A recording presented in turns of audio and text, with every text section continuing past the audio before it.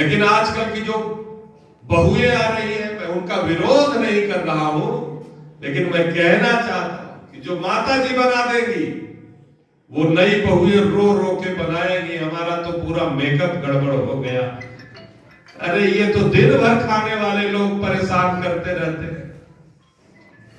लेकिन मैं खुद उदाहरण दे रहा हूं। आजकल तो लोगों को, बहुओं को ये नहीं मालूम है कि मक्के का आटा गर्म पानी में उसको सानते हैं कि ठंडे पानी में सानते हैं, आधा सानते हैं कि पूरा सानते हैं। चने की भाजी कैसे बनाई जाती है, लोगों उड़द की दाल पड़ती है, चावल पड़ता है, हींग पड़ता है, क्या पड़ता है कुछ मालूम ही नहीं है। लेकिन ये माताएं जब खाना बनाती थी मित्रों, तो अपनी उत्कृष्ट इच्छा, ऊंची सोच का परिचय देती थी, और जब खाना बनाती थी तो खाने वाले उंगलियां चाटते रह जाते थे। कई दिनों तक लोग नाम लेते थे कि फलाने घर में जो है उनकी माता जी ने भोजन बनाया था, बड़ा स्वादिष्ट भोजन था। ये केवल भोजन का मामला नहीं है। भोजन की बात तो हमने इसलिए किया है कि अब आप लोगों को भी भोजन की इच्छा हो रही होगी, और इधर से खिड़की से महक अच्छी आ रही है, इसलिए हमने भोजन पर भी थोड़ी सी बात कर ली। फिर यदि हम अच्छा सोचेंगे तो अच्छा होगा। यदि हम नकारात्मक अपने विचार को नकारात्मक दिशा में ले जाएंगे तो हमारे विचार जो है वो नकारात्मक हो जाएंगे। गंदी सोच राष्ट्र का निर्माण नहीं कर सकती, समाज का विकास नहीं कर सकती, देश को प्रगति पर नहीं ले जा सकती। इसलिए हमें अपनी सोच को अच्छा रखना पड़ेगा। सांघिक कृति भावना अगली कड़ी। अब सांघिक कृति भावना क्या है, लिखिए। सांघिक कृति भावना, सांघिक कृति भावना है समूह के साथ काम करने की भावना को विकसित करना। कभी कभी क्या होता है कि हम समाज सेवा के क्षेत्र में काम करते हैं और हम ये सोचते हैं कि हम ही हैं जो हैं, एको हम द्वितीयो नास्त। लेकिन ऐसा नहीं। हमें अपने भावना को, हमें अपने व्यक्तित्व को, समूह को साथ में लेकर काम करने की क्षमता को विकसित करना पड़ेगा।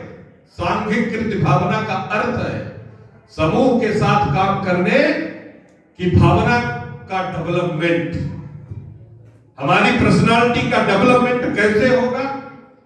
जब हम समूह के साथ चले। एक छोटा सा उदाहरण देना चाहते हैं। मान लीजिए हम मुटका मारना चाहते हैं, उंगली से मुटका लग जाएगा क्या? मुटका मारना चाहते हैं, ये 4 उंगलियां ऐसे हैं और इससे हम मुटका मारना चाहते हैं, तो लगेगा क्या? लेकिन जैसे ही हमने ऐसे किया और इसको ऐसे किया और तब प्रहार किया तो उस चोट का मतलब निकलेगा मित्रों। इसलिए हमें समूह के साथ काम करने की आदत डालनी चाहिए। फिर ईमानदारी और सत्यनिष्ठा व्यक्ति को जीवन में, अभी गांवों में हम रहते हैं, शहरों में हम रहते हैं, हमने देखा लोग छोटे छोटे मामलों में लड़ते झगड़ते रहते हैं। लोग बात बात में झूठ बोलते हैं। मैं आपको उदाहरण देना चाहता हूं। ईमानदारी क्या है? आप किसी से छिपा नहीं। आपके अंदर जो मन है हर गलत काम का विरोध करता है। जैसे ही आप गलत काम करने जाते हो तो मन रोकता है कि नहीं, ये गलत है, नहीं करना चाहिए। लेकिन फिर भी बाह्य परेशानियों के कारण हम कुछ न कुछ गलती कर बैठते हैं। भारतीय जनता पार्टी के कार्यकर्ता होने के नाते हमें ईमानदार होना पड़ेगा। अरे हम जिस दल में, जिस राजनीतिक दल में काम करते हैं, हमें अपने पूर्वजों का अनुसरण करना पड़ेगा। ईमानदारी की परिभाषा मैं बता रहा हूं। अटल बिहारी वाजपेयी जी, जिनको पूरा विश्व नेता मानता है, हमारे पूर्वज हैं, इस देश के यशस्वी प्रधानमंत्री थे। अटल जी के पास कुछ भी नहीं था। कोई कुर्ता ला दिया, कोई धोती ला दिया, कोई खाना ला दिया। आप लोगों ने कभी सोचा है क्या किस तरह का व्यक्ति इस देश का यशस्वी प्रधानमंत्री होगा? हम लोग तो सोचते हैं जिसके पास संपत्ति नहीं है वो कुछ नहीं हो सकता, लेकिन अटल बिहारी वाजपेयी ईमानदारी की पराकाष्ठा थी। आप लोग स्तब्ध रह जाए। नरसिम्हा राव जी की सरकार थी, घोटालों की पूरी लिस्ट बनती थी, रोज मीडिया में दिखाई देता था, रोज समाचार पत्रों में आता था, ये मंत्री इस घोटाले में फंस गया, ये मंत्री इस घोटाले में फंस गया। लेकिन आज हमारी सरकार है, अटल जी की सरकार थी। मैं दावे के साथ कहना चाहता हूं, भारतीय जनता पार्टी का एक छोटा सा कार्यकर्ता होने के नाते, कि हमारे किसी मंत्री पर किसी भी प्रकार के भ्रष्टाचार का आरोप नहीं लगा मित्रों। ये हमारी ईमानदारी और सत्य निष्ठा का परिचायक है। तो भारतीय जनता पार्टी के कार्यकर्ता को ईमानदार होना पड़ेगा।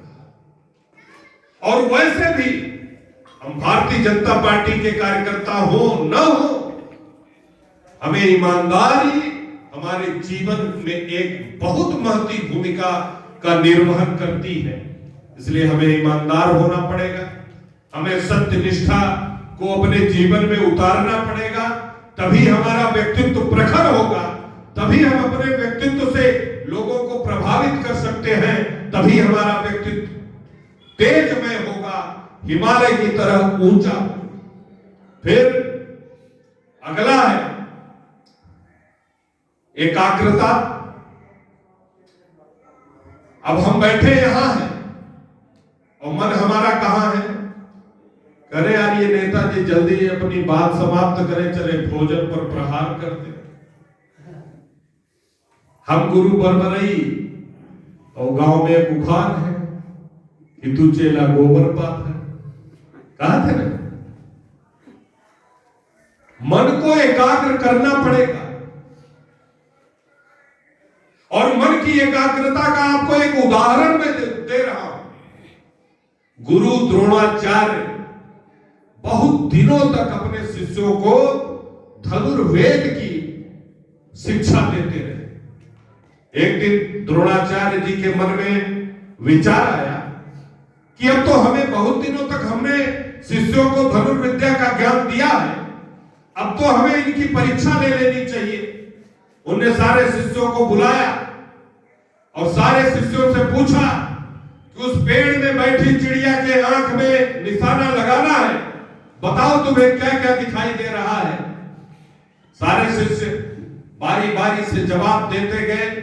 बोले कुछ ने कहा गुरुजी इसमें डाली दिखाई दे रही है, फिर उसमें चिड़िया बैठी है, फिर उसके पैर दिखाई दे रहे हैं, फिर उसके पंख दिखाई दे रहे हैं। इस तरह से क्रम बाई क्रम शिष्यों ने अपनी बात रखना शुरू किया। अंतिम में अर्जुन से द्रोणाचार्य जी ने पूछा कि अर्जुन, उस पेड़ पे बैठी चिड़िया के आंख में निशाना लगाना है, सरसंधान करना है, बताओ तुम्हें क्या क्या दिखाई दे रहा है। तो अर्जुन ने कहा गुरुदेव, मुझे तो उस चिड़िया की केवल आंख दिखाई दे रही है, जहां पर आपके आदेशानुसार सरसंधान करना है, इसलिए मुझे केवल उसकी आंख दिखाई दे रही है, उसकी आंख के सिवा कुछ भी दिखाई दे नहीं रहा। कार्यकर्ता का मन कैसा होना चाहिए? एकाग्र होना चाहिए। होता क्या है